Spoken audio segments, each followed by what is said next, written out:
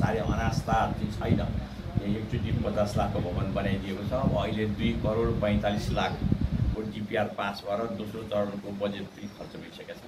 तेस्रो चरणको काम मलाई चाहिँ तत्कालै सुरु गर्दैछ सरकार। यही ठ्याक्कै यही यो रातोबाट यसै खाल जोडिएको छ, यहीँबाट देखिन्छ त्यसरी लिएर गइएको छ। अब यो कला चाहिँ को बारेमा थोरै कुरो तपाईँलाई जानकारी गराउनु पर्दाखेरि रुखका जराहरूमा कला हुँदो रहेछन्। तर यो रुखका जरा सबै रुखका जरा चाहिँ फेरि कला हुने होइन रहेछ। सबै जरा गुटमुट्याएर ल्याएर थालौँ भन्दा नहुने, तर रुखका जरामा खोज्दाखेरि कला चाहिँ पाइदिन्छ। त्यो पाउने क्रममा चाहिँ मैले जब रुखका जरामा कला देख्न थालेँ तब मैले यसलाई प्रयास गर्न थालेँ। सबभन्दा राम्रो उर्वर समय यो कला बनाउन चाहिँ मलाई माओवादी जनयुद्ध रुखले हो। अदालतमा मुद्दा शून्य। अब ल्याउँदाखेरि अब यो त्यहाँबाट बत्ती जस्तो ल्याउने जम्मै चाहिँ माओवादी मात्रै ल्याउने पैसा दिने कुरो भएन। भरि बेलुका भात खाना दिइकन गाडी भाडा दिइकन अनि त उहाँ जाफाक भन्नुपर्ने भइसकेपछि अब त्यो मुद्दा त केही कोही भएन, हाम्रो त कामै केही भएन। अनि त्यो बेला म त समय पाउने भएँ नि त। त्यो समय चाहिँ मैले भरमार यात्रा सदुपयोग गरेछु जस्तो लाग्छ अहिले आएर। किनकि तर यत्रो धेरै जम्मा गरेर अहिले भए अलिक उमेर पनि नसकेँ, टाइम पनि नभए त्यो पिरियड चाहिँ मेरो लागि राम्रो भएर त्यो जनआन्दोलनको बिचका बनेका केही कलाहरू चाहिँ म सरहरूलाई देखाउँछु है त, कस्ता कस्ता खालका कलाहरू बनेका थिए भनेर। केही कलाहरू माओवादी जनयुद्धसँग सम्बन्धित है। सबभन्दा मैले सुरुमा चाहिँ के बनाएँ माओवादी जनयुद्धसँग सम्बन्धित होला भने, अब यो टेबलमा राख्नु पाए सबभन्दा राम्रो देखाउनको लागि अब यहाँ त्यो उपयुक्त छैन, तर म त्यही सामान्य देखाउँछु। यो देखाउनुभन्दा पहिले यो देखाउँछु 4 पृष्ठसम्मसँग।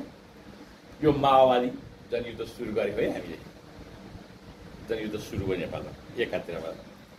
त्यही पिरियडमा के गर्यो नेपाल सरकारले, प्रहरी खटा युनिफाइड कमान्ड भएर यतातिर सुरु गर्यो है। दुईतिर फायरिङ सुरु भएको छ। प्रहरीले ठेक्न सकेन हो, अनि के गर्यो, सेना परिचालन गर्यो। सेना परिचालन गर्यो, तिनतिर थाल्यो, जनयुद्ध थाल्यो। अब यहाँ चाहिँ के गरिएको छ नि, एउटा नियतथा व्यक्ति पुलिस गएको छ, सेना गएको छ, माओवादी भेट्दैन, काम त देखाउनु पऱ्यो नि। बेला के गरेर आइस भएर चाहिँ त्यो हातले सोच्दा के देखाउने त भन्दा नि योभन्दा लडाइँ यो नि भन्नु पऱ्यो नि त। नियतथा व्यक्ति म माओवादी पनि होइन भन्छ होइन, म चाहिँ साधारण जनता हो भन्छ, त्यसले सुख पाएर डङ्गा गोली हारेर लडाइदिए। यो अवस्था हेऱ्यौँ हामीले। धेरै मान्छेहरू निर्दोष माओवादी जनयुद्धको नाममा माओवादी नहुँदा नहुँदै नि मारिएको अवस्था हामीले हेऱ्यौँ। यो पिरियड चाहिँ मैले यो चाडा कला बनाएको थिएँ। सुरुवात चाहिँ मैले यसबाट गरेँ। माओवादी जनयुद्धसँग नजिकिने चाहिँ प्रयास यो कलालाई जोड्ने चाहिँ काम मैले यसरी गरेको थिएँ। त्यही बेलामा जापानबाट 2टा केटीहरू आएका थिए, महिलाहरू आएका थिए। सिन्धुली 7 दिन बसे। 7 दिन सिन्धुली बस्दाखेरि 3 दिन चाहिँ उनीहरू यो कला सङ्ग्रहालय आयो।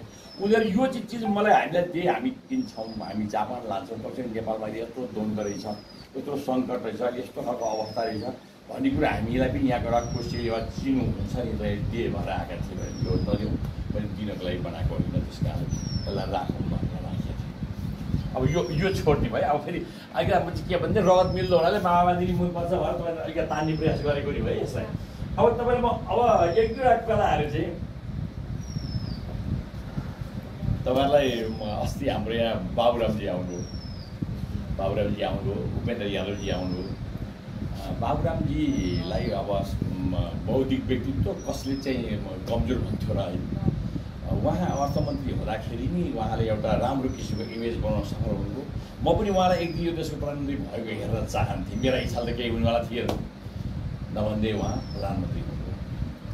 प्रधानमन्त्री भएको दिन बेलुका उहाँले कतिले याद गर्नुभयो, सबभन्दा पहिलो पछिल्लो भट्ट हटाइदिन्छु भन्नु याद छ छैन तपाईँलाई?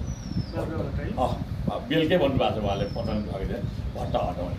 मलाई यति गदगद परेँ म भट्ट हटाउने भनेपछि। मतलब त्यो भट्टले इन्डियाबाट आएर पशुपतिका ती भेटी लात्ताले खाँदा बोरामा कसेर इन्डिया लानुपर्ने। अनि मलाई पीडा के हुन्थ्यो, सबै मन्त्र चाहिँ जानेछन् हाम्रा नेपालका चाहिँ टपरे बाजेहरूले। त्यो पशुपतिको पूजा गरी मन्त्र चाहिँ किन बिर्सिए या त्यो चाहिँ किन पढाइदिएनन्? मेरो त्यहाँ वाल्मीकि क्याम्पस पनि छ। यहाँ योगी नरहरिनाथ 4वटा डक्टर गरेका पिएचडी गरेका विद्वान पनि त थिए। अनि त्यो चाहिँ मन्त्र पढाइन्छ त त्यसलाई ल्याउनु पर्ने भन्ने एउटा कुरो त्यो लाग्थ्यो। अर्को कुरो अनि अब मान्छे आफूलाई विचार हुन्छ। अनि चाहिँ मैले पशुपतिमा गएर पूजा गरेँ कहाँ गएर चाहिँ मूर्ति राम्रोसँग हेरेको छु। एकचोटि जाँदाखेरि काठमाडौँ पशुपति नपुगेर म फर्कन्न, वारिपट्टि बस्नु र पारि बस्दाखेरि आनन्द लाग्छ मलाई।